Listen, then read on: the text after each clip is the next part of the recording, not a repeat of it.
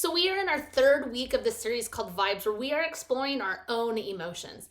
And the thing about our emotions is we all experience them. It's normal and it's a part of life. But sometimes, without even realizing it, we allow our emotions to take control of us in a way that's not healthy. And so we've been talking about in this series, how do we deal with it? How do we keep our vibes, our emotions, from controlling us? And this week, we're going to be talking about an emotion that a lot of us deal with, fear. But we've all experienced that fear that we know is destructive. It keeps us from trying new things.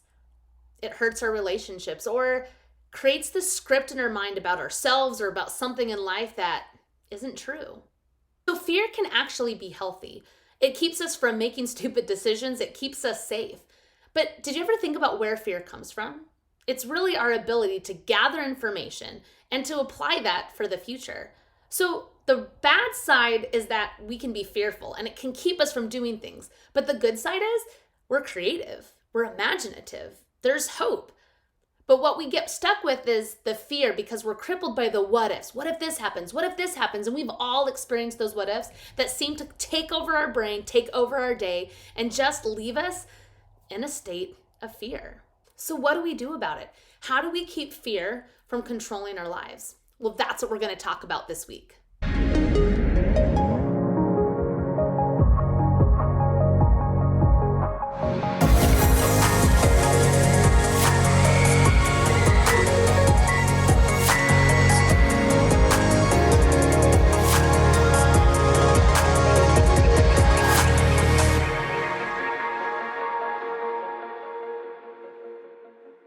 So the good news is that Jesus talks a lot about fear. But sometimes when we read these quotes from Jesus without looking at the context, they seem nice, but really impractical. Like the time Jesus said, "Fear not." You kind of go, well, that's great, but how do I do that? How do I stop being afraid?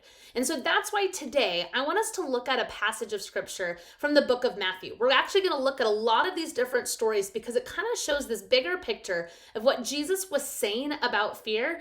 And what do we do about it? So Matthew is a book in the New Testament, and Matthew wrote this book to show who Jesus was. And so he wrote all about his life and death and resurrection and his teachings and how he interacts with the disciples, which is what we are going to look at today. Now, in Matthew chapter 8, we read this one encounter that I think is really important for us. See, the disciples were in a boat with Jesus, and they were out at sea, something that they did all the time. But Jesus falls asleep. And on this particular field trip with Jesus, all of a sudden there's this massive storm. The wind and the waves, it's going crazy. It's nuts. And most of them were fishermen. They were used to being at sea, but not like this. And so they were so afraid and they were overwhelmed with their fear. So what do? They go to Jesus and plead with them, wake up, save us. Do you want us to drown? And so Jesus is so calm and so chill. But you know what he says? He says, "You of little faith, why are you afraid?" Now, I don't think Jesus was trying to be mean or be a jerk in any way, but I think he was trying to teach them something because he was not overwhelmed with this storm. He wasn't afraid. And so Jesus stands up super calm in the face of the storm, in the face of fears, and just says, "Quiet, be still."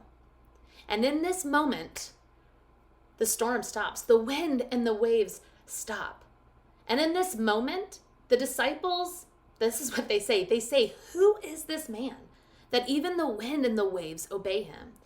You see, it's in this moment that they are more overwhelmed by who Jesus is than being overwhelmed by their fears. All of a sudden, their confidence in Jesus overwhelms their fears.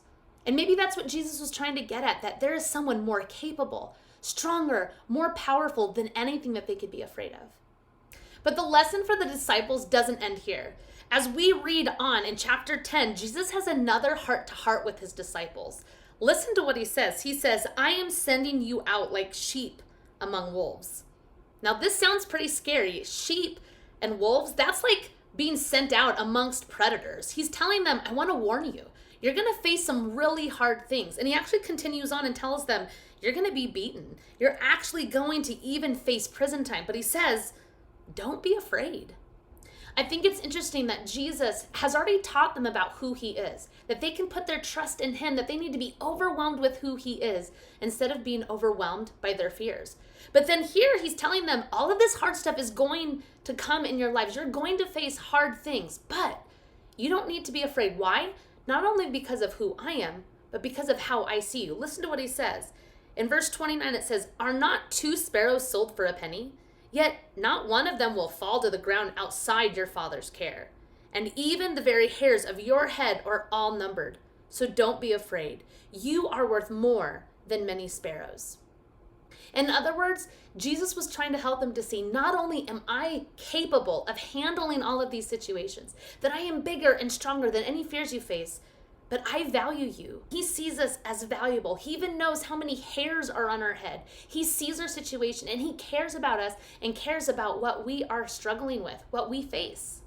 The disciples struggled with fear until the very end of Jesus' life. When Jesus was arrested, they fled. They were in hiding because they probably were afraid to be arrested too. And then Jesus was taken and killed on a cross. And then his body was placed in a tomb. And where were the disciples? They were in hiding in an upper room because they were afraid.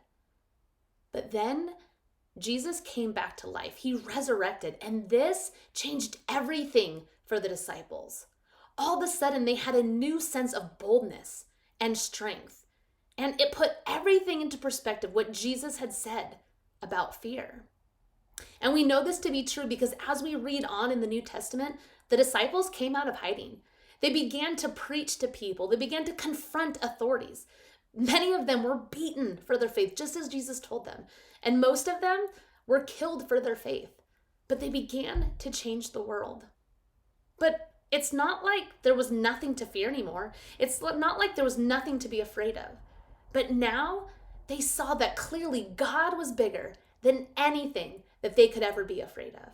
You see, this truth is the same for us today, is that we can battle our own fears and our own struggle with fear by being more overwhelmed with who Jesus is and who he says we are than being overwhelmed by the fears in our life. This is the bottom line for us, that because of Jesus, fear does not have to be the boss of us.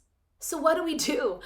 Well, I think we can get a clue from Peter, one of Jesus' followers who struggled with fear just like you and I.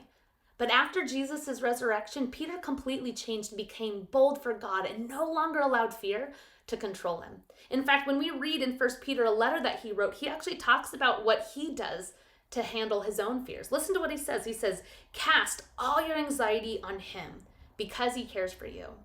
Now, this verse really wraps up everything that we've talked about tonight. Peter tells people, cast your anxiety on him. Throw it, lob it, hurl it away. Why can we do that to God? Because he knows God can handle it. He knows that God is bigger than any of the fears that we may face.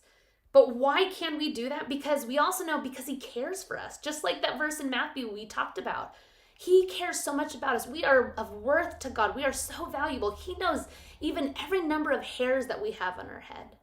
And so I think our clue this week is that we need to practice casting our cares onto God. So this is what I want you to do. If you ever get to the place where you're feeling like fear is trying to control your life, I want you to stop and name it. Just describe it, articulate. What is it that you are afraid of? Write it down on a piece of paper. Seriously, write it down and then take that piece of paper and roll it up. You can put it up in a paper airplane. You can throw it up in a big old ball, but take it and literally throw it, chuck it, cast it.